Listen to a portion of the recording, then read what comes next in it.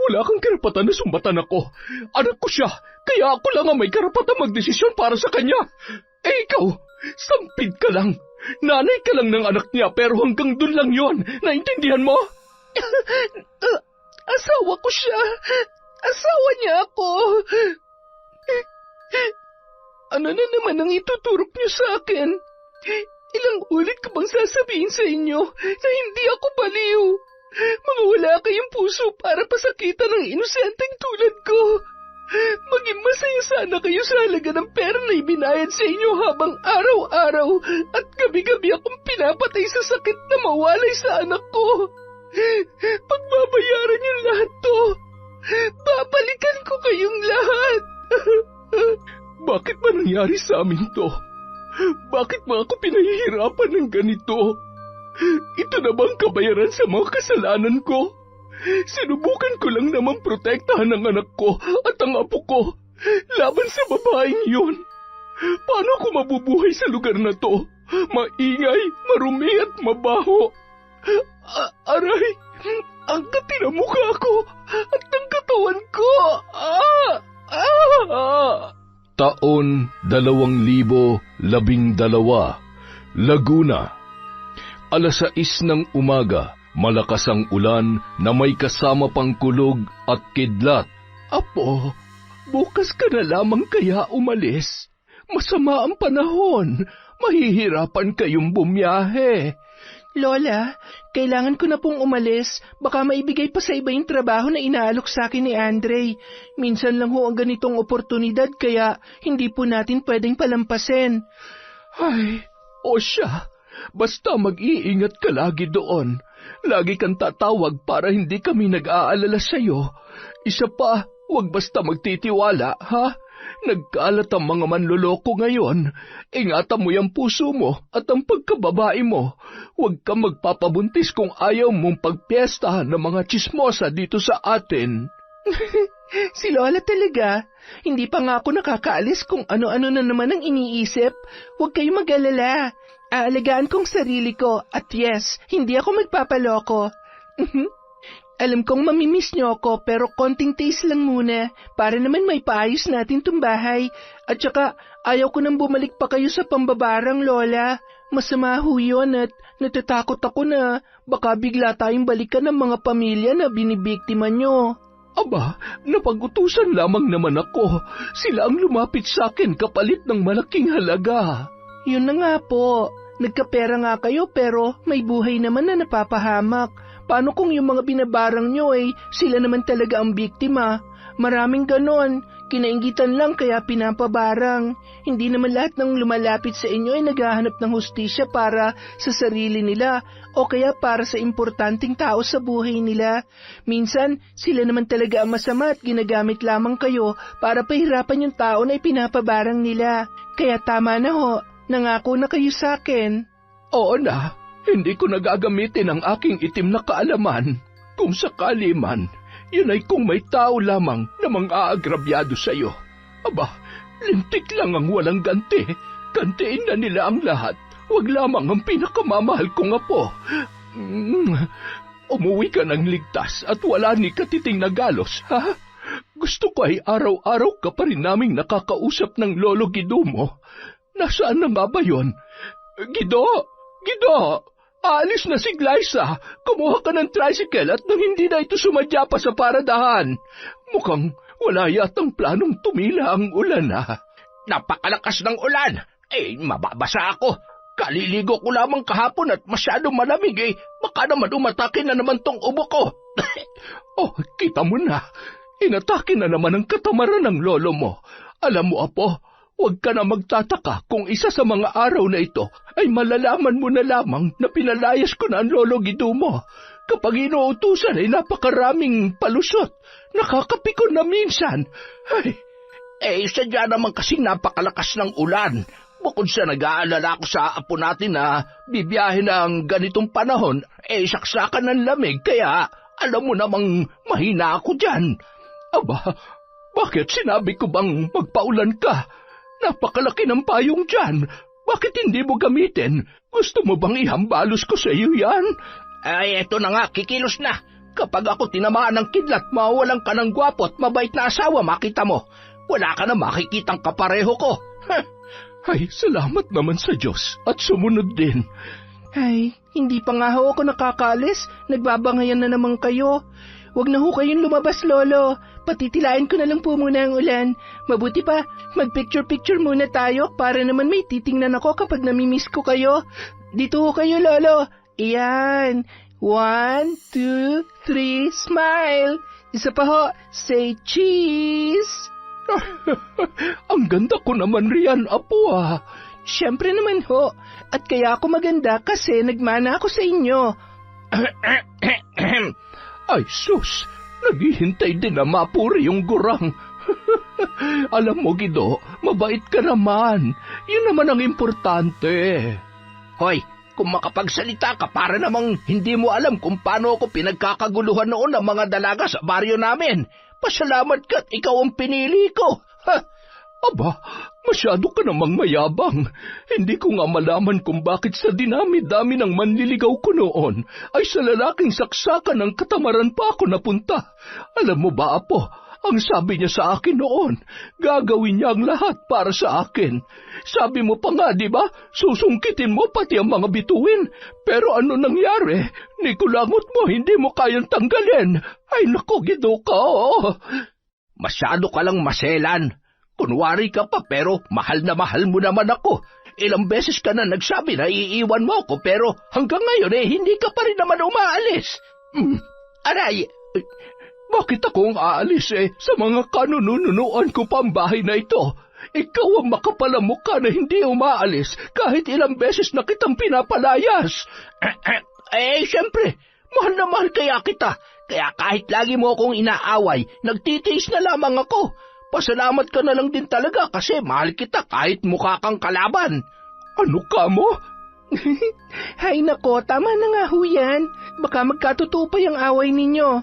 Ayan, mukhang tumila na ho ang ulan, kaya tumigil na rin po kayo, ha? Ayaw kung lagi kayo nag-aaway, daig nyo pa mga bata. Ay, dahil malayo ako, kailangan aligaan yung isa't isa, ha? Lo, huwag masyado nagpapasaway kay Lola, ha? Huwag tatakas para makipag-inuman. Yung mga gamot nyo, iinumin nyo lagi. Ay, pasensya na, Apo. Huwag ka mag-alala. Hahabaan ko na lamang ang pasensya ko dyan sa lolo mo. Talaga ba? Parang wala ka naman nun. Anong sabi mo? Wala na po yun. Tara na po, Lolo. Ihatid nyo na ako sa paradahan. Bye, Lola. I love you. Sinundan na lamang ng tingin ni Lola Ingrid ang kanyang apo at ang kanyang asawa na noon ay nagmamadali ng umalis. Nakaramdam siya ng lungkot, lalo na't sa matagal na panahon ay yun ang unang pagkakataon na mawawalay ng matagal sa kanila ang kanilang pinakamamahal na apo. Anak si Glyza ng kanyang ina sa pagkadalaga. Nakapangasawa rin agad ng bago ang kanyang nanay, kaya naman ang kanyang Lola Ingrid at Lolo Gido na lamang ang nag-aruga at nagpalaki sa kanya.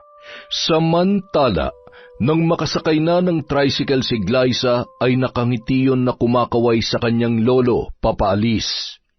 Konting tiis lang muna para sa pangarap. Mahal na mahal ko po kayo ni Lola. Nang makarating si Glyza sa terminal, ay agad na rin yung nakasakay ng bus at sakto naman na papaalis na yon. Inabot ng mahigit 10 oras ang biyahe at nang makarating sa kanyang bababaan ay naroon na rin ang kanyang sundo na si Andre. Matalik na kaibigan niya yon mula nang siya ay nasa high school pa lamang. Pareho silang suki ng bawat singing contest sa kanilang lugar. Miyembro ng banda si Andre na tumutugtog at kumakanta sa mga resto bar. Nagkataon naman na nangangailangan sila ng babaeng singer, kaya naman agad niyang ipinaalam yon kay Glyza. Thank you sa pagsundo, best ha? Wala yon, kesa naman maligaw ka pa. Kumusta? Hindi ka naman nahilo sa biyahe? Anong hindi? Idinaan ko na nga lang sa tulog eh. Alam mo naman, tapos ngayon lang kaya ako bumiyahe ng ganito kalayo. O siya, tara na't na makapagpahinga na ang best friend ko. Isang jeep na lang naman galing dito, makakarating na tayo sa apartment ko. 2 naman ang kwarto doon kaya huwag ka mag-alala. Hatian mo na lang ako sa renta kapag may pera ka na. Ang taray? Salamat talaga, Besta. Huwag ka mag-alala, kapag nakaluwag-luwag na, babayaran kita agad. Buti na lang naisipan mo akong isali sa banda nyo. Oo naman, kaya nga tinawagan kita agad eh. Alam ko na mas lalong makikilala pang banda namin dahil sa'yo. Huwag ka naman ganyan, bigla tuloy ako na pressure. Sus, ikaw pa ba? Ang galing-galing mo kaya. Ikaw nga tong laging panalo nun sa mga sinasalihan natin eh. Yung tipong kapag nakikita ka nila, alam na nila agad na ikaw ang mananalo. Oo na, tara na. Nagpatuloy sa pagkukwentuhan hanggang sa makasakay na ng jeep sina Andre at Glyza. Hanggang sa tumunguyon sa balikat ng binata at nakatulog ng muli.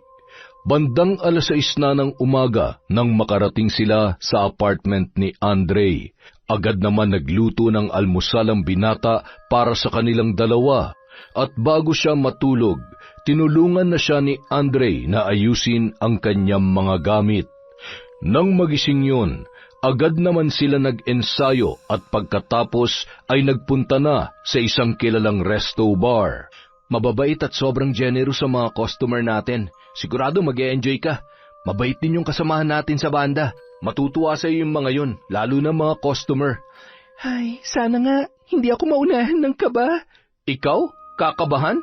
Para kang halimaw kapag nagpe-perform sa stage? Hindi nga nagkamali si Andre. Agad na nakilala at nagustuhan si Glyza ng kanilang mga customer.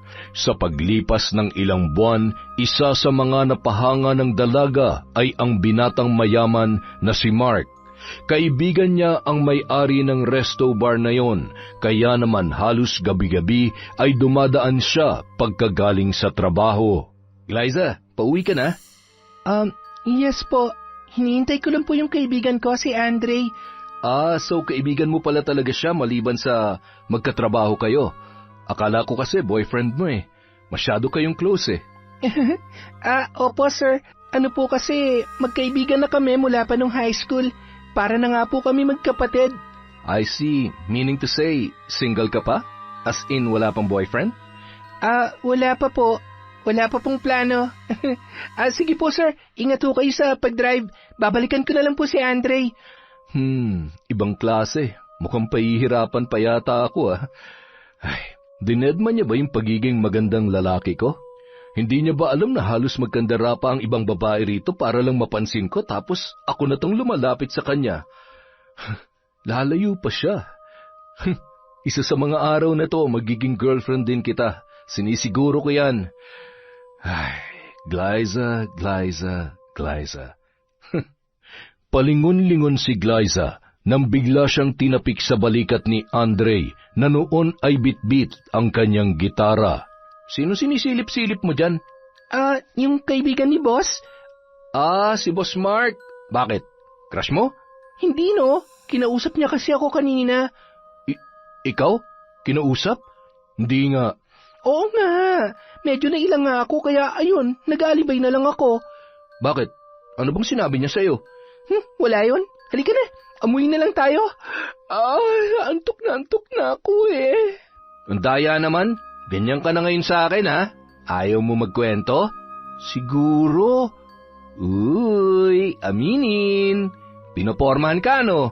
Hindi no, ang kulit mo. Hindi magkakagusto sa akin yon. Amoy mayaman at siguradong may girlfriend na yon o baka nga may asawa na. Ay, bakit ba natin siya pinag-uusapan? Tara na nga. Ayaw mo nun? Makakapag-asawa ka ng mayaman? Mababago ng buhay mo. Hindi mo na kailangan magpuyat pa at magkanda pa sa pagkanta. Tumigil ka nga. Hindi ko pinangarap na makapag-asawa ng mayaman. Kaya ko naman magtrabaho. Naks, sipag naman talaga ng best friend ko. Pero malay mo, sabi nga, huwag tayong magsasalita ng tapos. Mula nung gabing yun, halos araw-araw nang gumagawa ng paraan si Mark para makausap ang dalaga. Dahilan para hindi na makatanggi si Glyza, lalo na't maging ang best friend niya ay naging tulay din nito para siya ay ligawan. Halos 6 na buwan din siyang niligawan ni Mark hanggang sa sinagot niya na ang binata. Ay, tama ba itong ginagawa ko? Bakit Kahit alam kong gusto ko rin naman siya. Oo, may nararamdaman naman talaga ako sa kanya. Pero bakit parang may mali? Kinakabahan ako. Natatakot ako na hindi ko maintindihan. Masyado ka lang nag-overthink. Mas okay nga yan eh. Para makita mo kung walang magbabago sa pakikitungo niya sa'yo ngayong boyfriend mo na siya. Isa pa, mukhang seryoso naman talaga yung tao eh. Sabihin na natin na magiging okay kami, pero paano naman yung pamilya niya? Baka mamaya sugurin ako ng nanay niya rito tapos alam mo na, mahirap lang ako at hindi ako bagay sa... Ayun, napakanega mo talaga. Hindi naman lahat na mayaman masama ang ugali, uy. Malay mo mabait din tulad ni Sir Mark. Kung hindi naman, di sana mag-offer na 1 milyon tapos balatuhan mo na lang ako. Nakakaasar ka talaga. Ito naman, nagbibiro lang naman eh. Nakabato ka agad. Kalmahan mo lang kasi. Enjoy. Hindi naman pwedeng puro na lamang trabaho. Love life ka rin. Tumigil ka nga. Kaya pala hanggang ngayon hindi ka pa rin nagkaka-girlfriend. Wala ka rin naman nililigawan. Umamin ka nga sa akin? Bakla ka ba? Anong bakla? Hindi ah. Di ba pwedeng hindi ko pa nakikita yung babaeng para sa akin? Sus, palusot. Aminin mo lang kasi. Hindi kita i-judge, promise. Hindi i-judge ka dyan. Anong tawag sa ginagawa mo?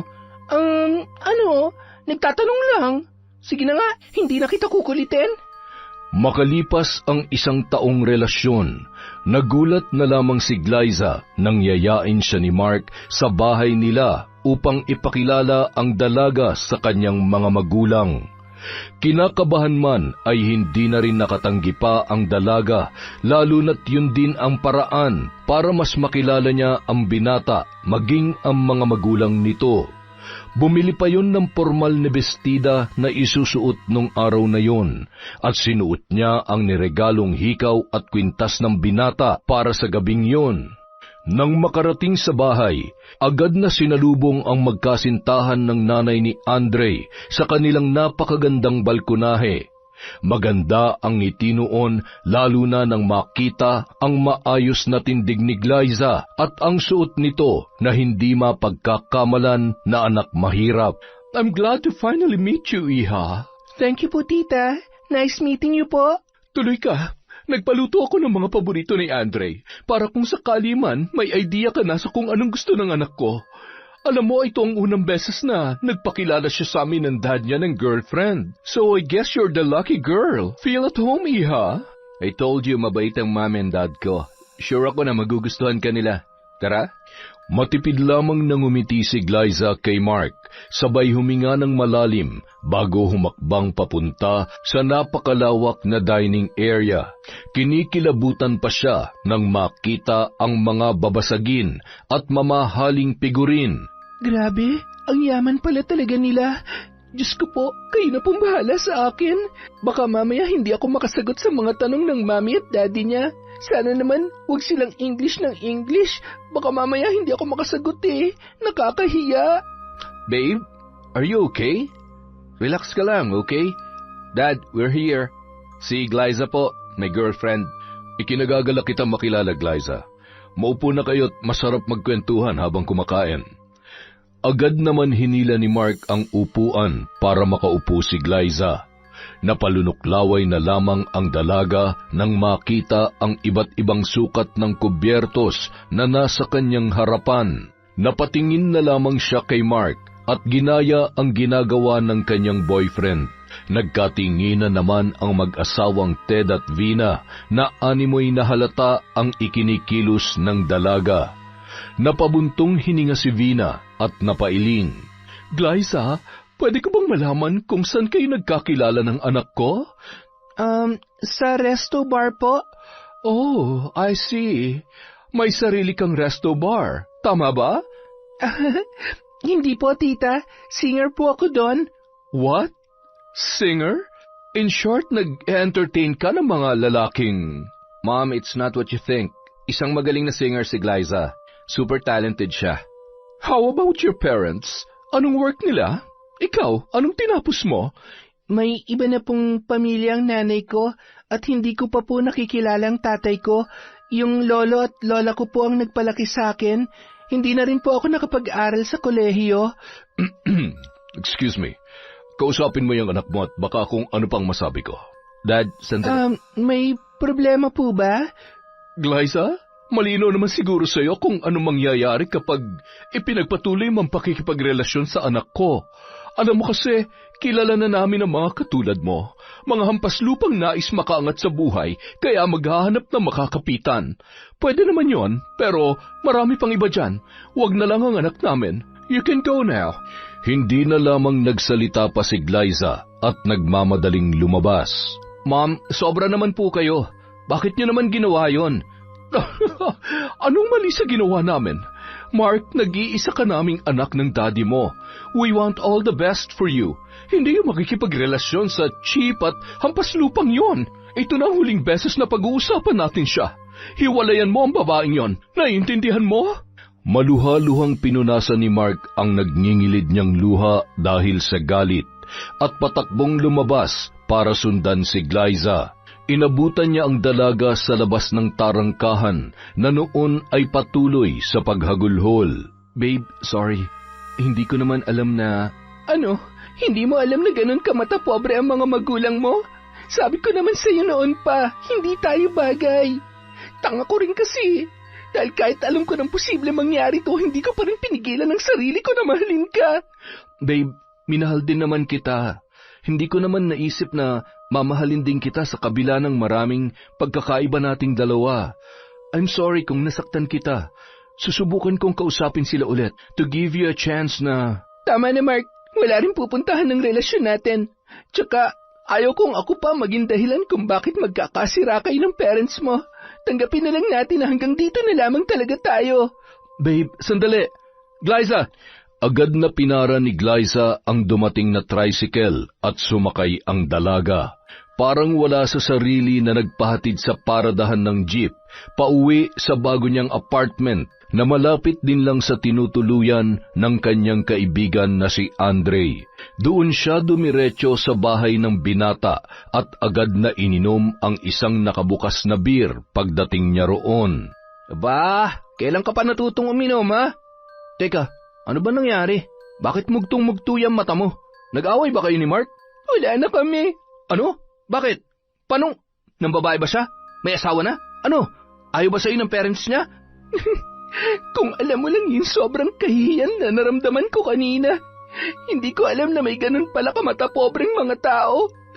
Akala ko kasi sa mga teleserye lang may ganun eh. Sa totoong buhay din pala. Ano bang sinabi sa'yo? Hindi ka man lang ba pinagtanggol ni Mark sa mga magulang niya? Mukha namang hindi niya inaasahan na gano'n ang mangyayari. Nung una dahil sa itsura kong to, akala ng parents niya mayaman ako. Noong nagtanong na sila tungkol sa akin, sa mga magulang ko at trabaho ko, doon biglang nag-ibang tingin nila sa akin. Alam mo yung pakiramdam na para akong basahan sa paningin nila. Sa tanang buhay ko, kanina ko lang naranasan na mapahiya ng gano'n.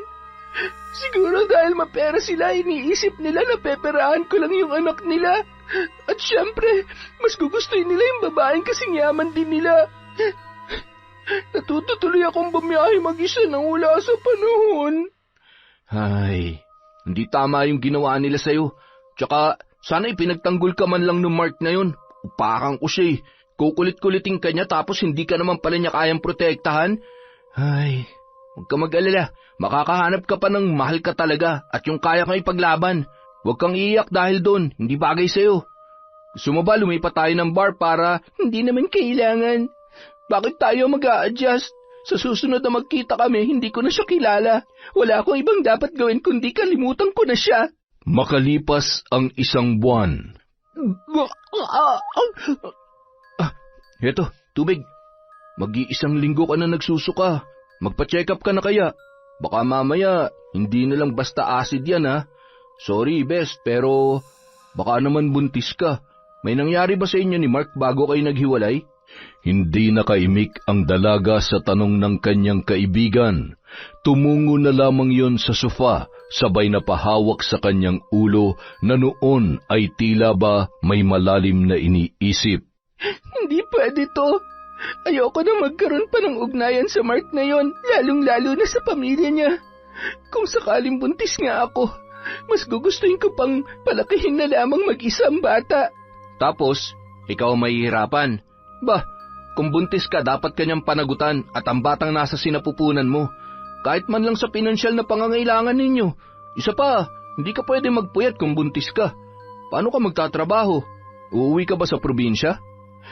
Ay, nakakainis. Ano ba tong pinasok ko? Hindi to pwedeng malaman ni Lola. Sigurado mapapagalitan niya ako.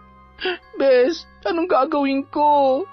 Ay, sasamahan kita magpa-check up tapos kapag nakumpirma natin na buntis ka, kailangan mo magdesisyon para sa ikabubuti ng bata, hindi lang para sa sarili mo.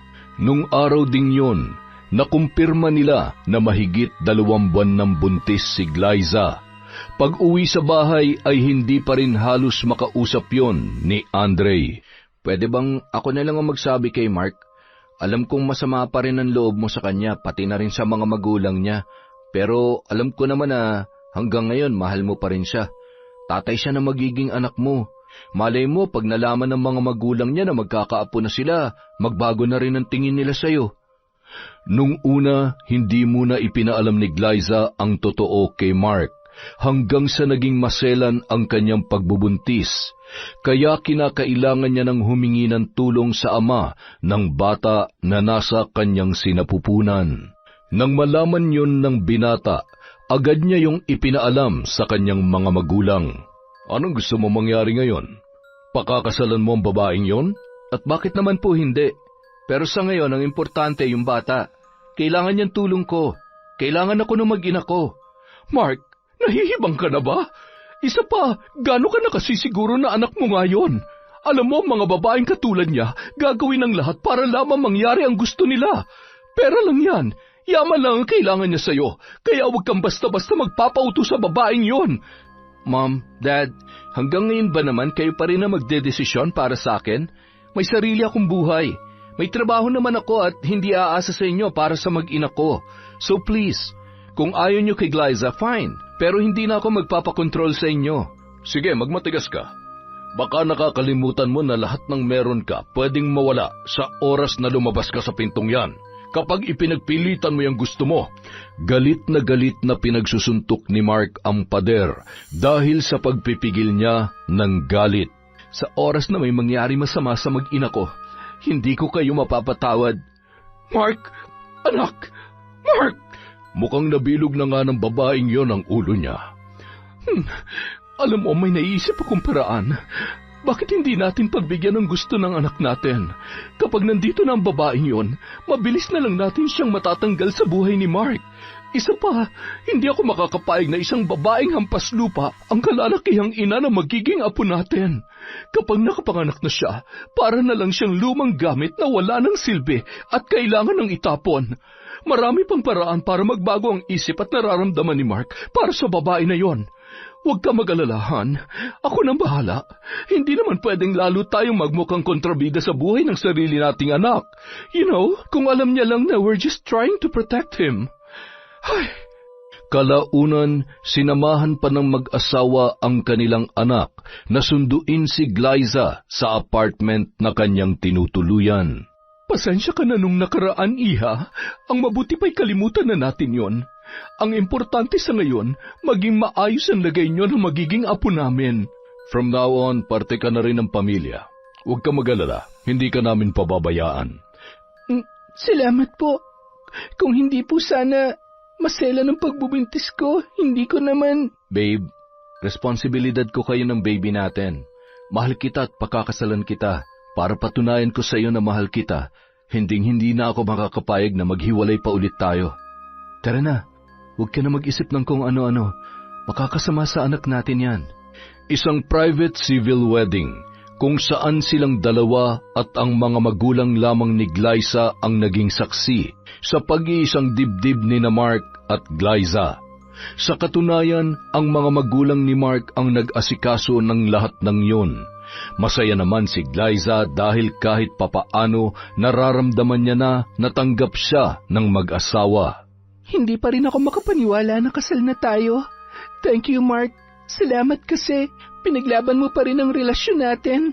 Kami ng baby natin. Huwag ka mag-alala. Hanggat nabubuhay ako, poprotektahan ko kayo.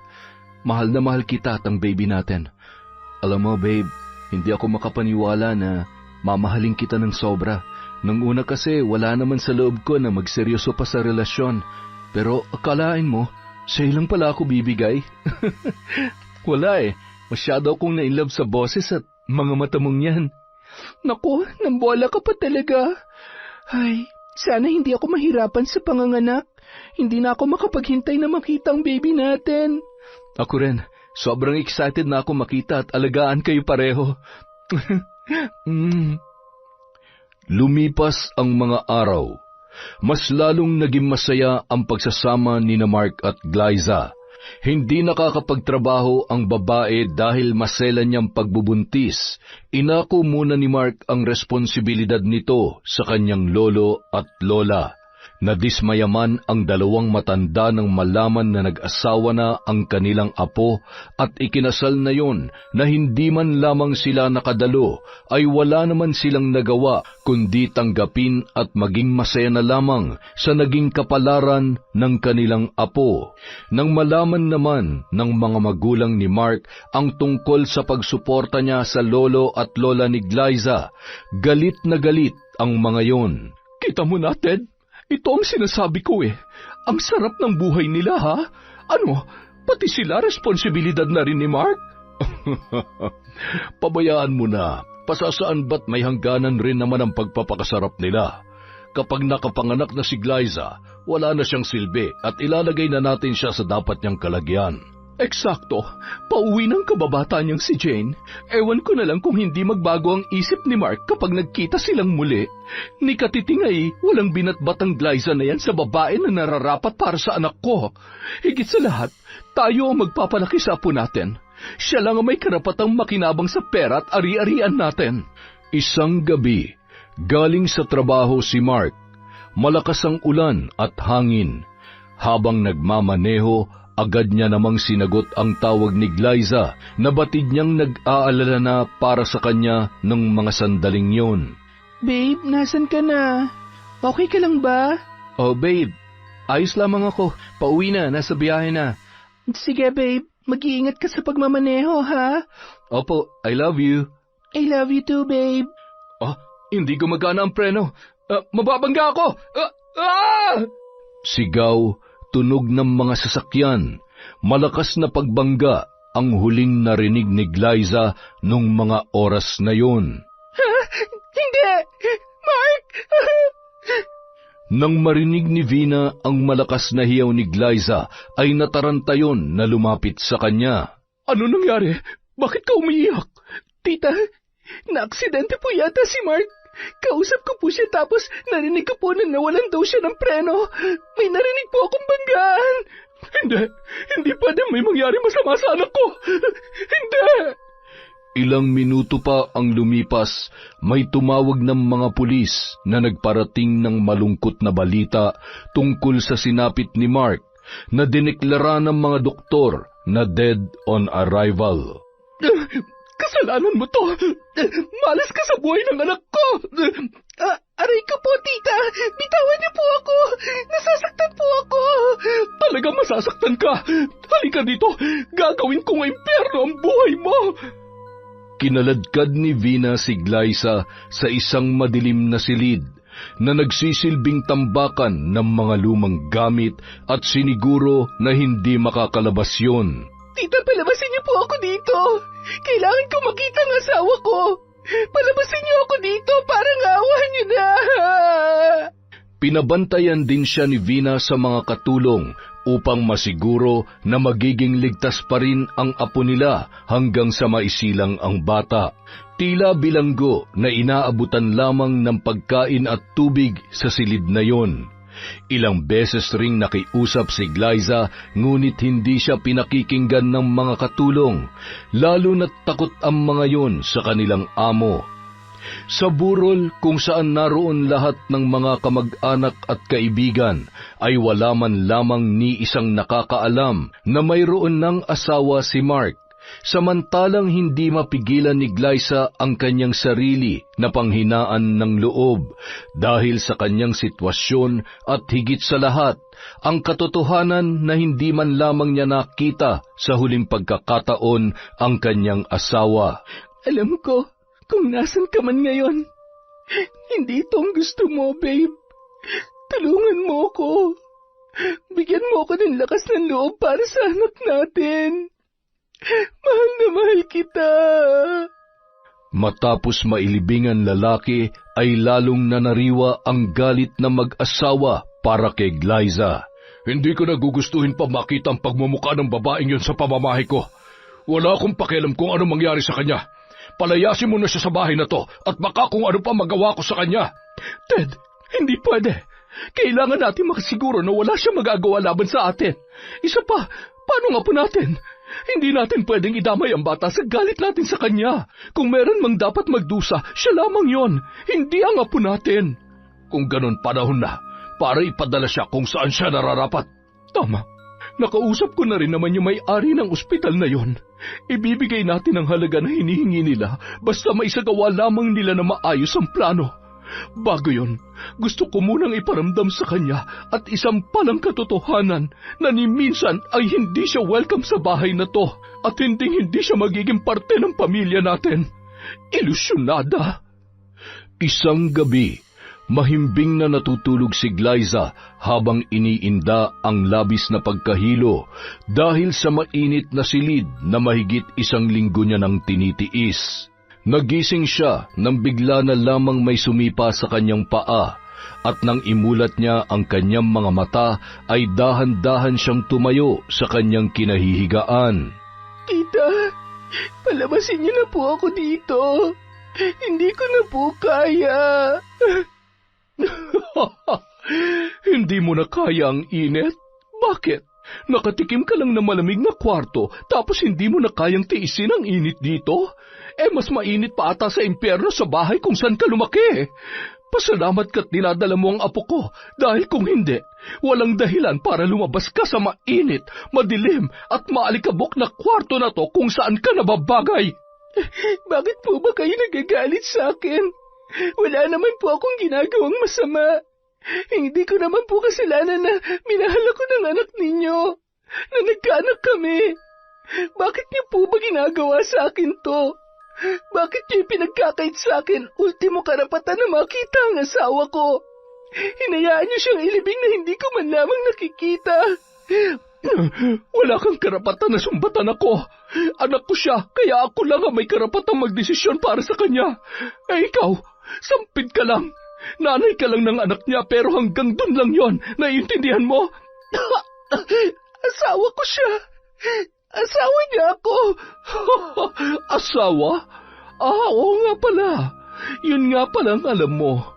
Sa tingin mo ba talagang papayag kami na maging asawa ni Mark ang isang hampas lupang katulad mo? Ano pong ibig niyong sabihin? Peke ang kasal niyo, kaya wala kang mahihita kahit piso mula sa amin. Pasalamat ka nga dahil sa ilang buwan mo ng pagtira dito ay nakaranas ka ng masarap na buhay. At isa pa, alam ko rin naman na ang anak ko ang nagpapadala ng sustento sa mga patay gutom mong lola at lola. Hindi ba? Napakaswerte nyo naman. Masarap bang magpakasasa sa pera na pinaghirapan ng anak ko? Ang kapal ng mukha mo. Peke, napakasama nyo. Ni minsan wala akong hiningi sa anak nyo. Kusang loob niyang ginawa yon dahil hindi na ako makapagtrabaho. Alam niyo naman naging masela ng pagbubuntis ko sa loob ng ilang buwan kaya naman ginamit mo yon para samantalahin ang kabaitan ni Mark. Ngayong wala na siya at alam mo na ang totoo. Malaya ka na makakaalis sa bahay na to kapag naisilang mo na ang anak mo. Pero habang hindi pa, baka naman gusto mong pagtrabahuhan ang lahat ng pagkakautang mo. Wala akong utang na dapat pagbayaran. Napakasama ng ugali nyo. Kayo nakiusap at lumapit sa akin na sumama dito tapos ganitong gagawin nyo sa akin? Mga wala kayong awa. Mga sinungaling kayo. Kahit gumapang pa ako sa hirap, kaya kong buhayin ang anak ko kesa ikulong nyo ako dito. Anong gagawin mo? Aalis ka? Anong klaseng buhay ang ibibigay mo sa apo ko, ha? Itutulad mo siya sa'yo? Ipinanganak na mas mahirap pa sa ipis at daga? Lalaki na walang narating sa buhay? Huwag mong idamay ang apo ko sa kamalasan mo dahil kami lamang ang nararapat na magpalaki sa kanya. Hindi niyo makukuha sa akin ang anak ko. Mamamatay muna ako bago niyo siya makuha sa akin. Buong lakas na itinulak ni Glyza si Vina. Nang hihina man, pilit niyang inihakbang ang kanyang mga paa para makalabas sa silid na yon. Bruha ka! Bumalik ka dito! Mga katulong, huwag niyong hahayaan na makalis ang babaeng yan! Pinagtulungang pigilan ng mga yon si Glyza, na noon ay pilit naman na nagpupumiglas. Parang awa niyo na! Hayaan niyo na ako makalis dito! Ang tiyan ko! Ang sakit! Manganganak na yata ako! Tingnan mo nga naman ang pagkakataon, Glyza. Kaya naman siguro malinaw na sa'yo na kahit anong gawin mo, wala ka nang magagawa pa para ilayo sa amin ang anak mo. Dahil kahit sarili mo, hindi mo matutulungan. Kung ano man ang binabalak mo, tandaan mo, hindi hahayaan ng Diyos na ilayo mo sa akin ang anak ko. Makalipas ang ilang sandali, umalingaw-ngaw na ang tunog ng ambulansya. At doon ay agarang isinugod sa ospital si Glyza. Nanganak yon sa isang pribadong ospital. Matapos mailuwal ang isang malusog na sanggol, ay tanging iyak lamang noon ang kanyang narinig, bago siya nawalan ng malay. Samantala, nang magising ang babae, ay nasa loob na siya ng isang makipot na silid. Wala siyang marinig na ingay mula sa labas. Kinapa niya ang kanyang tiyan at parang kumakabog ang kanyang dibdib nang maalala ang kanyang bagong silang na anak. Ang anak ko! Hindi maaari! Hindi nila pwedeng kunin sa akin ang anak ko! Tao po! Tao po! May tao ba dyan? Pakiusap palabisin niyo ako dito! Kailangan ako ng anak ko! Ibalik niyo sa akin ang anak ko! Dahil sa malakas niyang sigaw, may tumungo namang 3 tao na masasabi niyang nurse dahil sa mga suot na uniforme ng mga yon. Nasaan ang anak ko? Pwede ko ba siya makita? Pasensya na ho, pero wala po kaming alam tungkol sa sinasabi nyo. Nasa mental facility po kayo ngayon para ho gumaling na kayo. Tuturukan ko na lang ho muna kayo ng pampakalma. Mental facility? Teka, huwag mo iturok sa akin yan. Hindi ako baliw. Bagong panganak ako. Nasaan siya? Nasaan ang anak ko? Ibalik niyo sa akin ang anak ko. Kawawa naman siya. Mukha namang nasa maayos siyang pag-iisip. Ginagawa lang natin ang trabaho natin, pre. Isa pa, hindi naman siya dadalhin dito ng mga kamag-anak niya kung wala talaga siyang sakit sa pag-iisip. Ay, tama ka naman. Tara na, marami pa tayong pasyente na asikasuhin. Samantala, Gido, kumusta na kaya ang apo natin?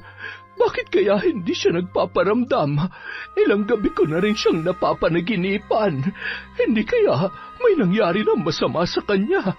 O di kaya ay may pinagdadaanan siya ngayon? Ay, kung ano-ano naman yung iniisip mo, hindi naman yun pababayaan ng asawa niya. Kaya huwag ka na masyadong mag-isip pa. Sinusubukan ko naman pero iba talaga ang pakiramdam ko. Kung maaari ko lamang siyang puntahan ay ginawa ko na. Paano naman natin siya pupuntahan? Hindi naman tayo maalam bumiyahe. Baka mamaya ay maganda ligaw-ligaw pa tayo doon. Siguro abala lang siya o baka nanganak na. Huwag ka mag-alala. Pasasaan ba't tatawag din yon? Kailan ba naman tayo natiis ng apo natin? Samantala, ng mga oras na yun, tumungo si Andre sa bahay ng mga magulang ni Mark. Nag-aalala na rin kasi siya sa kalagayan ng kaibigan, lalo na nung malaman nito na patay na ang asawa noon. Maraming beses niya na kasing tinawagan si Glyza, ngunit hindi niya makontak ang kanyang kaibigan. Sinubukan niya rin yung i-message sa social media accounts, ngunit wala rin siyang makuhang sagot. Paulit-ulit niyang pinindot ang doorbell hanggang sa may lumabas na isang katulong. Sir? Sino po sila? Ano pong kailangan niyo? Ako po si Andre. Kaibigan ko si Glyza. Gusto ko po sana siyang kumustahin at makausap. Nandiyan po ba siya? Ay, kaibigan po kayo ni Ma'am Glyza, sir? Ay, wala na ho dito ang kaibigan ninyo. Ang totoo po niyan, naawa po talaga ako sa nangyari sa kanya. tulungan niyo ho siya. Kailangan niya ho kayo. Kapag nakita niyo ho siya, pakisabi na lang na sorry. Hindi ko siya magawang tulungan dahil kailangan ko ho ang trabaho ko para sa mga anak ko. Paano ko ho siya tutulungan? Bakit? Ano po ba talaga nangyari sa kanya? Nung mga oras na yon, ibinigay ng katulong ang pangalan ng mental institution na aksidente niya lamang narinig sa kanyang mga amo at sinabi kay Andre ang kanyang mga nalaman. Maraming salamat po sa tulong niyo. Tatanawin ko ho itong malaking utang na loob. Aalis na po ako. Nang makapasok ang katulong, agad naman yung inusisa ni Vina. Ay, wala po, ma'am. Nagtanong lang po kung may malapit daw hong paupahan dito. Sabi ko ho ay magtanong-tanong na lamang siya sa iba at marami ho akong ginagawa. Mabuti naman.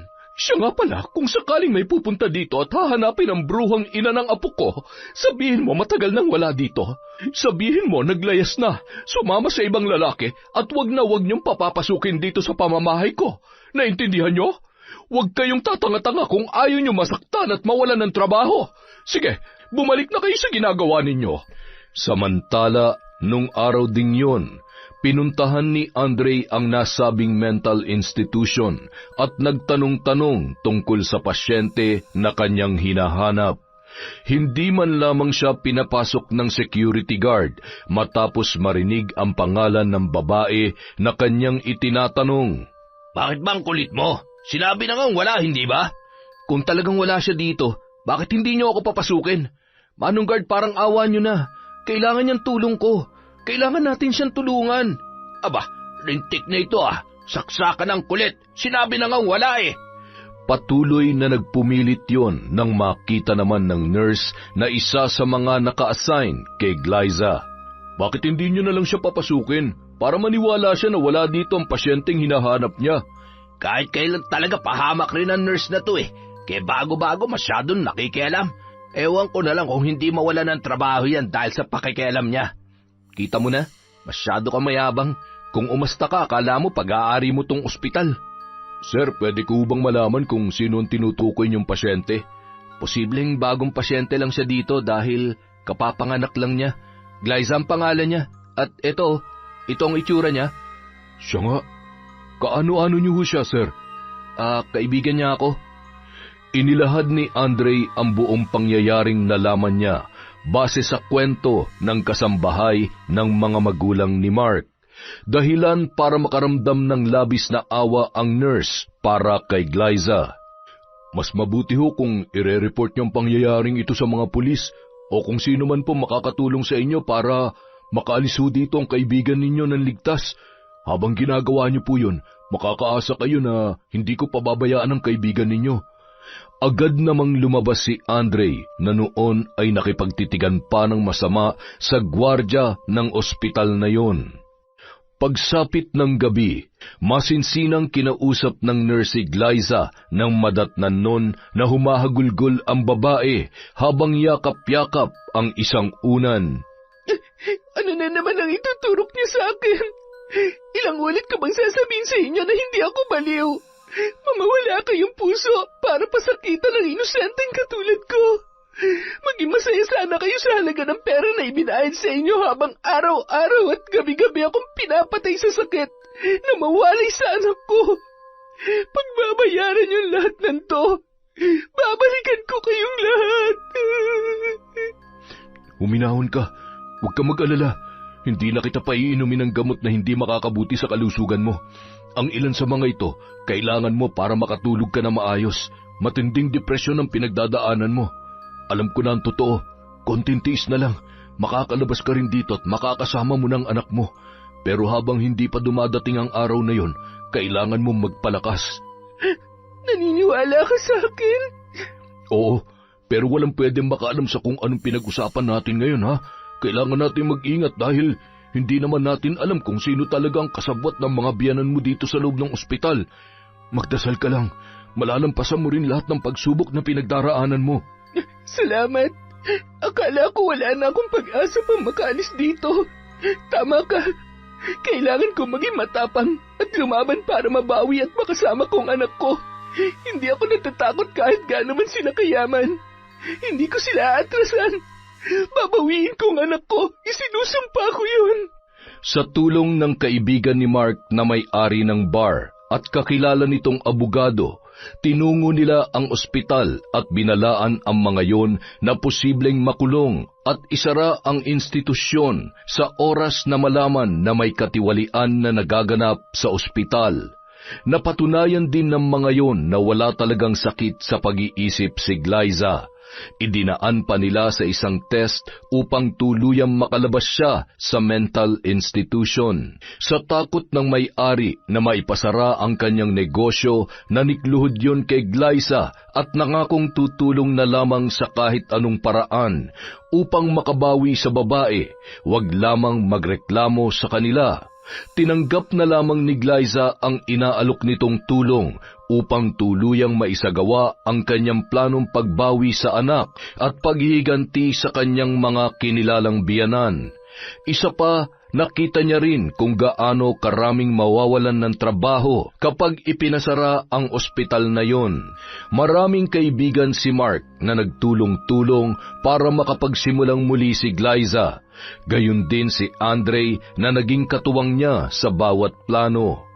Nang malumbalik ang lakas nito gamit ang perang nalikom niya, ay nakipagsosyo siya sa kanilang boss na may-ari ng resto bar, kung saan sila kumakanta ng kanyang kaibigan. Bumalik siya sa pagkanta habang lumalago naman ang pera niya nang hindi niya namamalayan. Handa na akong harapin sila. Magsasampa ako ng kaso para sa kustudiya ng anak ko. Ako ang nanay niya, kaya ako may karapatan sa kanya. Wala na silang may babato pang dahilan dahil kaya ko nang buhayin ang anak ko. Hindi mo ba talaga sila sasampahan ng kaso sa ginawa nila sa'yo? Hindi na kailangan, Andre. Yung anak ko lamang ang kailangan ko, wala nang iba. Isa pa, magsasayang lang ako ng oras. Kapag nakuha ko ng anak ko, ayaw ko na makita pa ang mga pagmumukha nila. So, ganun-ganun na lang yun? Paano kung guluhin ka pa rin nila at gumawa ng bagay na mas ikakapahamak mo? Huwag ka mag-alala dahil hindi ko na sila bibigyan ng pagkakataon para gawin yon. Hindi na, Andre. Mas malala pa sa mabulok sa kulungan na mararanasan nila. Gagawin kong impyerno ang buhay nila hanggang sa gumapang sila sa sakit at hirap. Makalipas ang ilang buwan, matapos ilaban ang kustudiya ng kanyang anak, ay naipanalo niya yon. Hindi na siya nagsayang pa ng panahon at agad na tumungo sa bahay ng matapobre na mga magulang ni Mark. Makakagawa rin ako ng paraan para makabalik sa amin ang apo ko. Ano na naman ang pinaplano mong kademonyohan, ha? Ito na ang huling beses na makikita mong anak ko at hindi nyo na kami mapaghihiwalay pa. Dahil isa sa mga araw na to, mawawala na rin sa iyong lahat ng pinagyayabang mo. Tandaan mo yan! Ted, ang apo natin! Gumawa ka ng paraan! Ibalik mo sa akin ang apo ko! Tama na. Hayaan na natin siya. Marami pang bagay na dapat pagtuunan ng pansin. Marami akong inaasikaso ngayon. Pasasaan ba't kapag wala na siyang maipalamon sa anak niya, ibabalik niya rin yun sa atin. Makalipas ang isang buwan. Ano bang nangyayari? Hindi pwede mabankrupt ang mga negosyo natin. Paano na tayo? Ginawa ko ng lahat. Ikaw, maliban sa pagrereklamo at paghingi ng pera, may ambag ka ba? Buisit.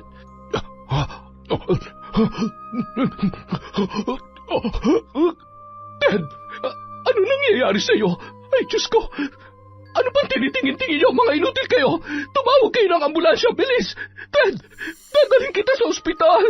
Mula nung araw na yun, iba't ibang sakit na ang dumapo sa katawan ni Ted, kaya naman wala na siyang panahon para ibangon ang kanyang mga negosyo. Ted, anong gagawin ko?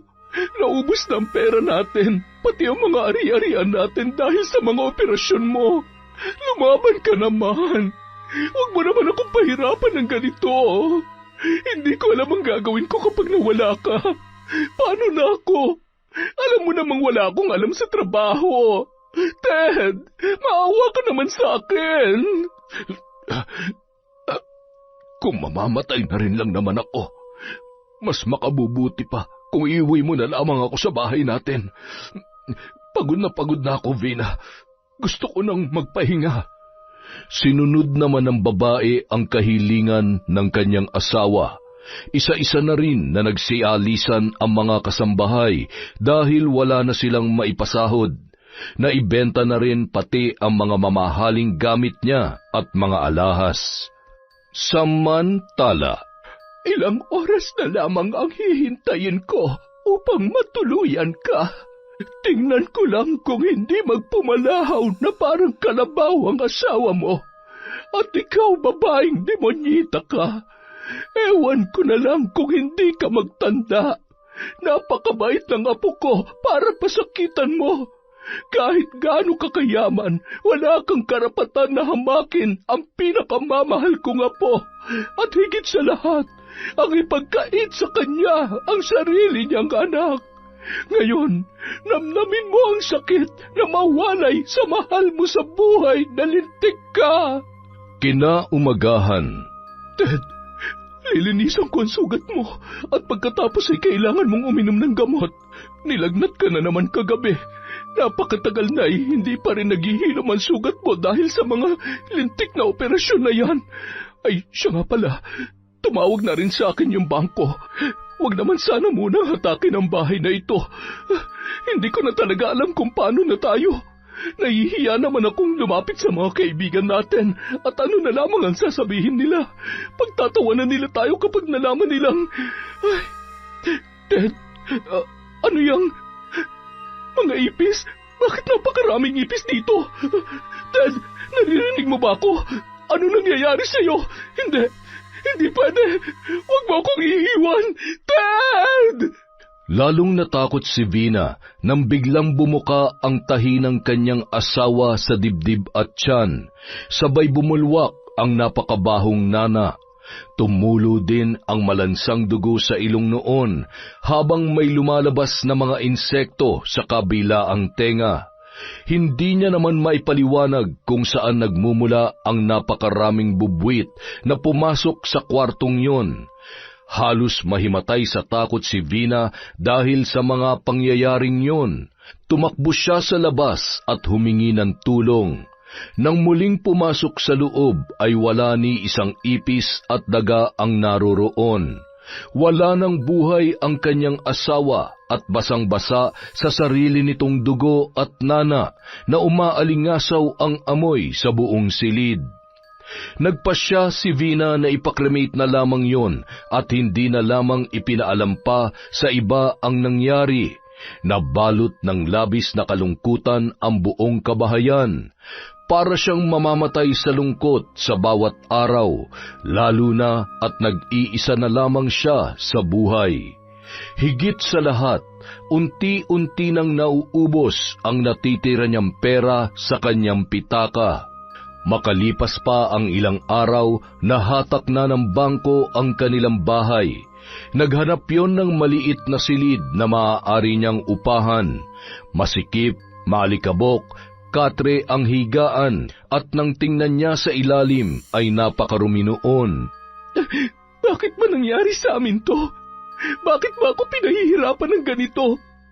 Ito na ba ang kabayaran sa mga kasalanan ko?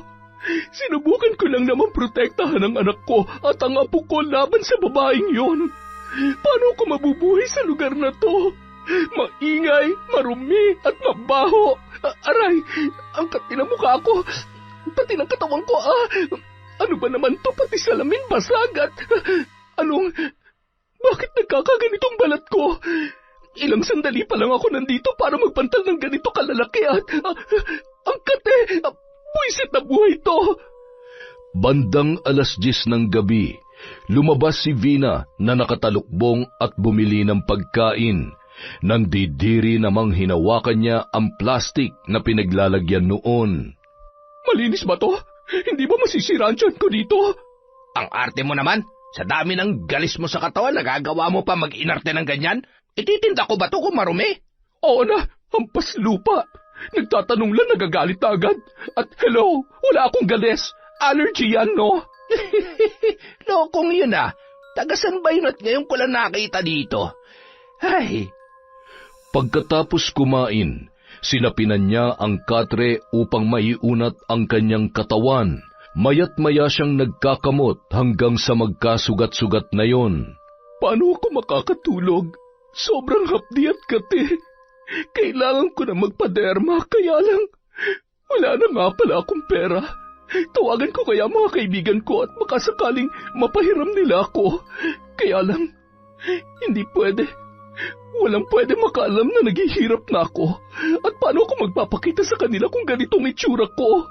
Ano ba kasi ito nangyayari sa akin? Aray ko, ang sakit ng tiyan ko. Nasusuka ako. Sabi ko na nga ba marumi yung pagkain na yun eh. Umanda siya sa akin bukas. Dahil sa labis na pananakit ng tiyan, pinagpapawisan na rin siya ng malamig, hanggang sa nanghina at hindi na namalayang nakatulog na sa kanyang kinahihigaan. Paggising ni Vina kinaumagahan ay hinang-hina na siya at muling tiningnan ang kanyang itsura sa basag na salamin. Nanginginig ang kamay na hinawakan ang kanyang muka na malayong malayo na sa dati niyang itsura. Bakit mo pa ako pinahihirapan ng ganito? Mas gugustuhin ko pang mamatay kaysa mabuhay ng ganito. Pagod na ako. Kunin mo na lang ako. Naririnig mo ba ako? Gusto ko na mamatay. Sa kabilang banda, marami ka pang dapat matutunan sa buhay. Isa pa, hindi ka pa nga nagbabago ay gusto mo na agad mamatay. Masyado ka namang excited na pumunta sa impyerno. Ay, yan ang napapala ng mga taong katulad mo. Akala mo madadala mo ang karangyaan hanggang sa ikalawang buhay? Ano ka ngayon?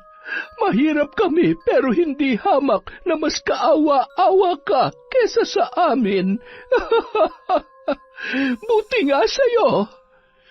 Makalipas ang isang buwan, dahil hindi pa rin siya makabayad sa upa sa kanyang tinitirhan, ay pinalayas na siya ng may-ari.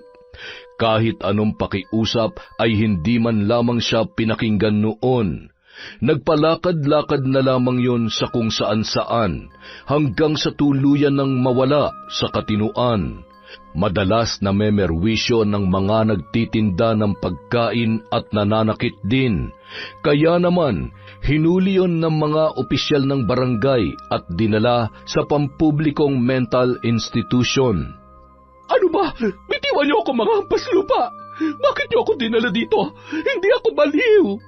Nang maisama sa mga kababaihan na may kondisyon sa kaisipan, ay lalo lamang nagwala yon sa galit. Huwag kayong lalapit sa akin! Mababaho kayo! Malalansang hampas lupa! Nakakadiri kayo!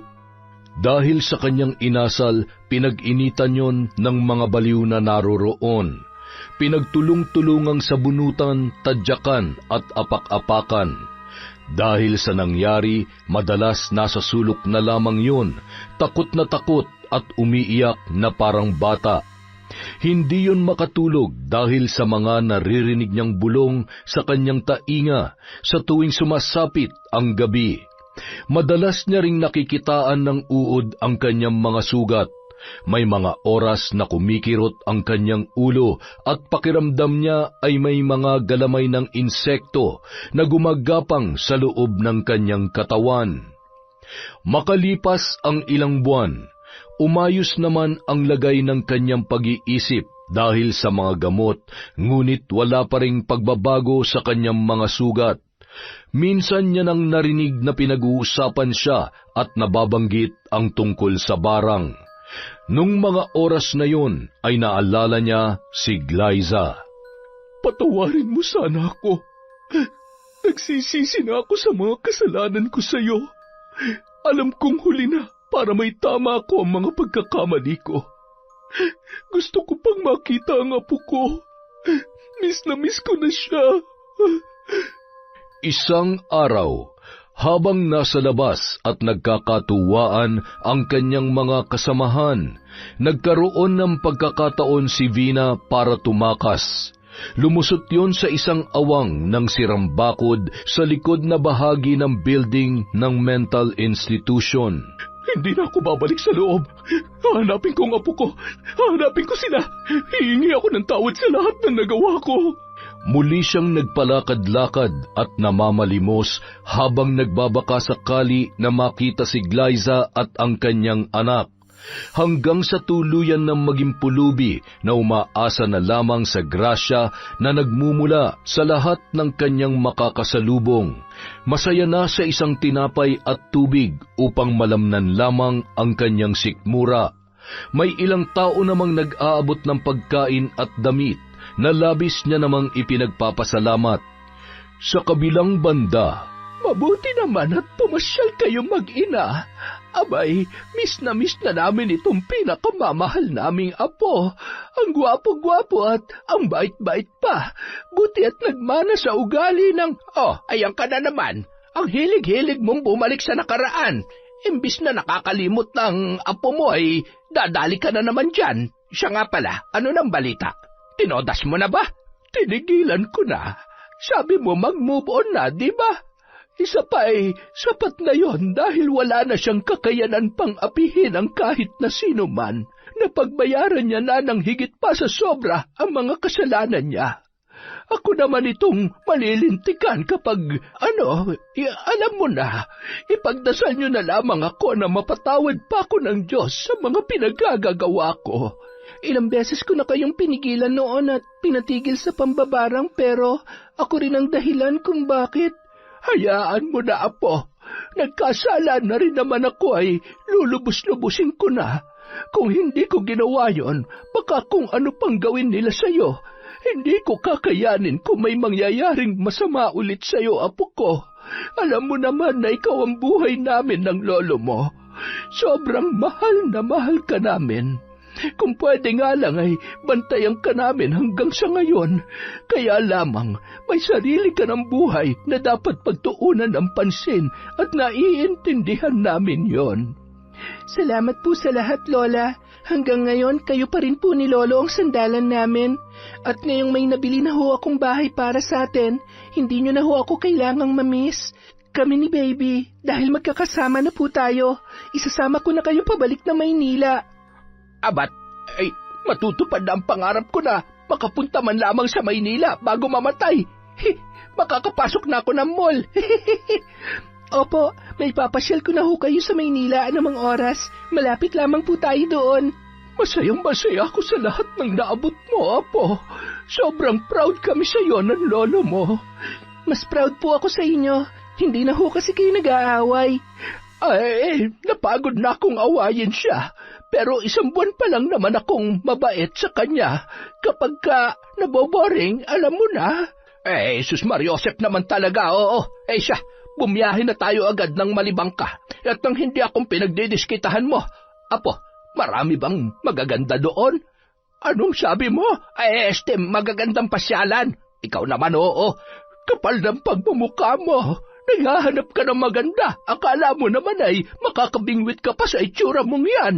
Kung mambababae ka lang doon, maiwan ka na lamang mag-isa dito. Hay, ayan na naman kayo. Tama na yan. Huwag na kayo nag-aaway at kapag umiyak tong apo ninyo, hay nako, mahihirapan na naman tayong patahanin. Ay, siyempre, nagmana sa'yo yan. Ganyan na ganyan ka rin nung maliit ka pa. Apo, pasensya ka na sa lolo mong pasaway, ha? Makalipas ang 7 taon, sa labas ng simbahan, may hawak ang isang batang lalaki na isang supot na may lamang prutas at iba pang pagkain. Tumakbo yon papunta sa isang matanda na nakaupo sa gilid ng simbahan. Lola, pagkain po, dinala ko po ito para sa inyo. Salamat, bata. Napakabait mo naman. Nasaan bang nanay mo? Sabi mo ipapakilala mo ko sa kanya. Lagi po kasing busy ang mami ko, kaya hindi ko po siya kasama ngayon. Si Ninong Andre po ang kasama ko, nandun po siya sa car. Sabi ko po kasi sandali lang po ako. Sige po, kainin niyo na po yan. Tapos, ito po money po galing kay mami ko, bigay ko raw po sa inyo. Sabi ko po kasi kawawa kayo dito, wala po kayong house Ikaw talagang bata ka. Sige na, bumalik ka na sa ninong mo. Babay po, wag po kayong mag-alala. Sa susunod po, makikilala niyo na si mami ko. Mabait po yon. Napakabait at malambing na bata. Siguro ganyan na rin kalaki ngayon yung apo ko. Kaya siguro napakagaan ng loob ko sa kanya. Ay, ilang taon na nakalipas pero hanggang sa ngayon, hindi ko pa rin sila nakikita. Samantala, napalabas na ng sasakyan si Andre upang hanapin ang kanyang inaanak. Ay, nasan na ba yun? Pambihira, sabi saglit lang. Nakipaglaro pa yata eh. Tito Ninong, I'm here! Saan ka ba nagpunta? Doon po, nandun po yung lola na walang house eh. Kawawa po siya. Ang dami niya pong scar sa face, tapos ang dumi po ng damit niya. Pwede po ba natin siyang bigyan ng damit? Pwede naman. Sasabihin natin yan sa mami mo. Baka may mga damit siyang ipamimigay. Alam mo, manang-mana ka sa nanay mo. Pero mas malala yung pagiging caring mo sa mga palaboy. Parang sa susunod na request mo bilhan na natin sila ng bahay. Halika na't susunduin pa natin ang mami mo. Hinihintay na tayo nun. Tito Ninong, bakit lagi niyong sinusundo si mami? Love mo siya, no? Ha? Love? Kung ano-ano na naman ang iniisip mo. Ikaw talaga, kabata-bata mo pa, ang dami mong alam. Love mo si mami ko kasi lagi mo siyang inaalagaan. Alam mo, kami kasi ng mami mo, best friends kami. Hindi kami mabubuhay at sasaya kung hindi kami magkasama. Hindi po ba pwedeng kayo na lang ang daddy ko? Pwede naman. Para mo na rin naman akong daddy, pero kahit kailan, hindi ko mapapalitan ng daddy mo sa buhay ng mami mo. Kaya, Tito Ninong mo na lang ako.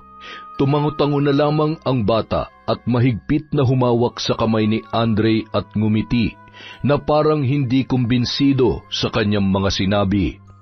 Nang sunduin nila si Glyza na noon ay nag-aaral upang mas mapalawak pa ang kanyang kaalaman sa pagpapalago ng negosyo, ay bukang bibig pa rin ng anak nito ang tungkol sa matandang kaibigan niya doon sa may simbahan. Dahil sa hiling ng bata, naghanap sila ng mga damit at iba pang pwedeng ibigay sa nasabing matanda. Isang araw, Mami, dito po. Bilis po, Mami. Oh, dahan-dahan ka lang, anak. Baka naman madapa ka niyan. Pambihira naman talaga tong anak ko, oo. Konting-konti na lang, magseselos ng lola mo. Lola, nandito na po ulit kami. May dala po kami para sa inyo. Kami? May kasama ka? Anak, ang bilis mo naman tumakbo. Magandang umaga ho sa... Glyza? Ho? Bakit niyo ako kilala? Siguro dahil ganito na ang itsura ko kaya siguradong hindi mo na nga ako namumukaan. Pero masaya ako na makita ka para makahingi ako ng tawad. Siya na ba ang apo ko? Anak, halika dito kay Mami. Mami, bakit po siya umiiyak? Galit po ba kayo sa kanya? Kilala niyo po ba siya? Anak, sorry pero kailangan na nating umalis. Halika na. Pero, Mami... Alam kong walang kapatawaran ang ginawa ko sa iyo noon. Hindi ko hangad na patawarin mo ko. Gusto ko lang malaman mo na nagsisisi ako sa lahat ng ginawa ko. Hindi na lamang sumagot pa si Glyza, ngunit nang maalala niya ang mga nangyari ay hindi niya mapigilang mapaluha. Lumakad sila papalayo habang palingon-lingon naman ang kanyang anak sa kinauupuan ng matanda na halos hindi na makayanang makatayo. Mami, sorry na po. Huwag na po kayo mag-cry. At niyakap na lamang ni Glyza ang kanyang anak ng mahigpit. Sorry anak ko. Akala ni Mami, nakalimutan ko na ang lahat.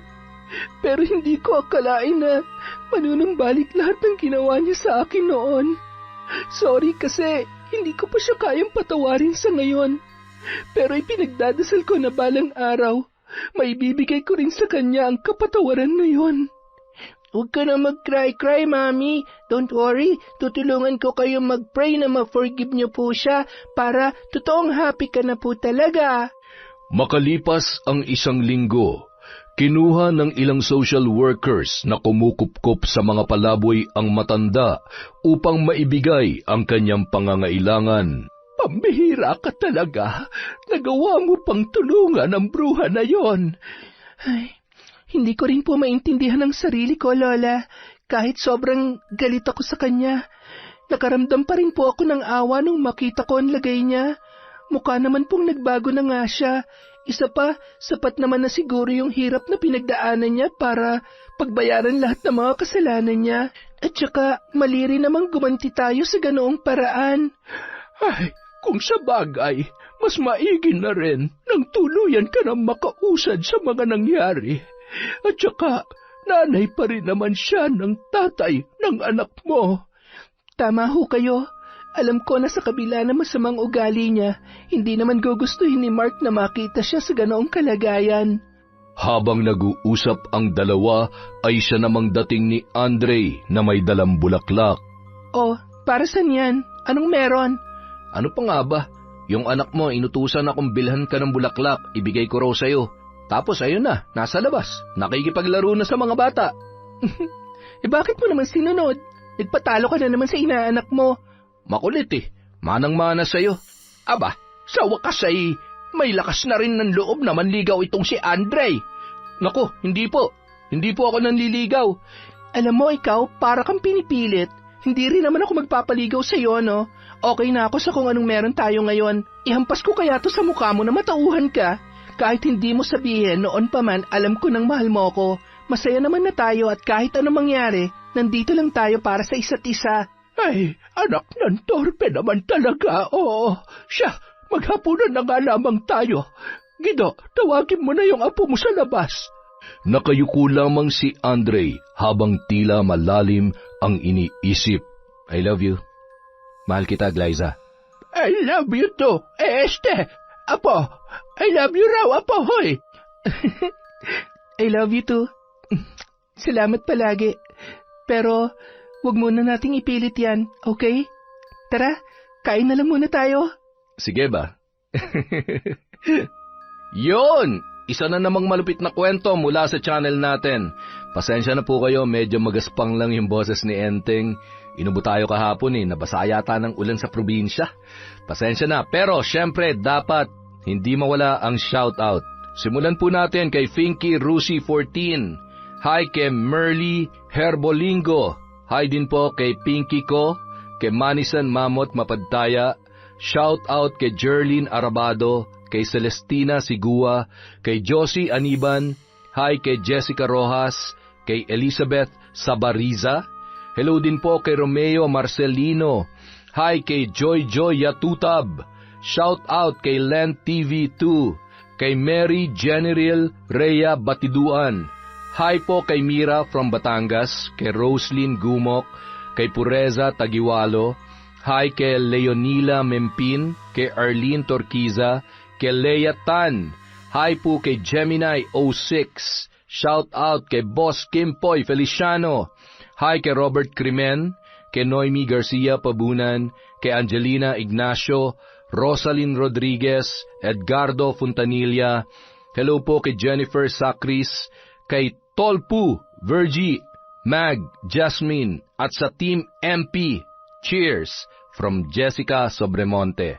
Hi po kay Monica Nieves, kay Joy Frias Vargas, kay Cleo Abalos, kay Monet Soto. Shout out kay Jamie Rubio. Jamie Rubio, Dubber. Hi po kay Rosemary Casonete. Shout out kay Filipina Palsario, kay Ruben Isip, kay Grace Noses, Janice Agan, at kay Zoe Agan. Hello po kay Beth Mercado, kay Mardy Suzuki, kay Ryzen Sean, Cassandra Hilary May, Stephanie Faye, at kay Hayati from Vanji Sambile. Hello po kay Vicky Abut, kay Ami Viray, kay Ryan Alba, kay Mama Pango Loretta from Elidia Bobes. Hi po kay Amalia Kanamaru, kay Mariam Ahmed Hisham. Hi po sa Galedo family from Babes. Shout out kay Maria Benitez, kay Vimelda Gapultos, sa Bongapat at Baloloy family from Julie Ann Bongapat. Hi po kay Vilma Bautista, kay Galen Ukol, Christine Rubite. Hi kay Emelita. Hi po sa Daloso family at kay BF na si Noli Lacorte from Lynn Kaunes. Hi kay Marieta Marapaw, kay Roxanne Gaudicos, Samantha A. from Sun Clouds. Shout out kay Elizabeth Pamintuan, kay Ligaya M. Sadiasa, kay Elizabeth Dungka, Abel Hipolito, hi kay Winnie Sarial, kay Gay Somodio, kay Odi Bargamento, kay Michelle de la Cruz, Celia Tolentino. Hello po kay Salvacion Roldan, kay Rashan Yan Licarte, hi kay Jocelyn Murilla, kay Dimple Siumi, Rowena Goles, Marian from Albay, kay Imelda Ofalia, kay Shander de Guzman, kay Merly Amistad, hi po kay Raquel San Luis, kay Analie Vallega, kay Hana Maylin Sesgundo, Jelana Amanda, hi po kay Richard Rivera, Mea Espiritu, Asodicen Cerila, hi po kay Mirasol Masuher, kay Hermenia Arcilia, kay Salvacion Roldan, Marjeline Pasil, hi po kay Zalhi Cruz, Maying Melanie Pamplona Paderna from Mayet Pineda, hi po kay Marisa Gante, shout out kay Billy Ray Jenny May at kay Ray Buendia from Lucy Buendia. Hi po kay Jubel Baldonasa, kay Delilah Dumdum Donna, hi kay Laura Lee Altarejos, kay Arnel Claridad, shout out po kay Hani Austria, kay Asia Makalindong, kay Lydia Lopez at kay Rosalina Bogayong. Yung pong mga hindi natin nabanggit, meron pa po tayo bukas. Maraming salamat po mula sa Kwentong Enteng.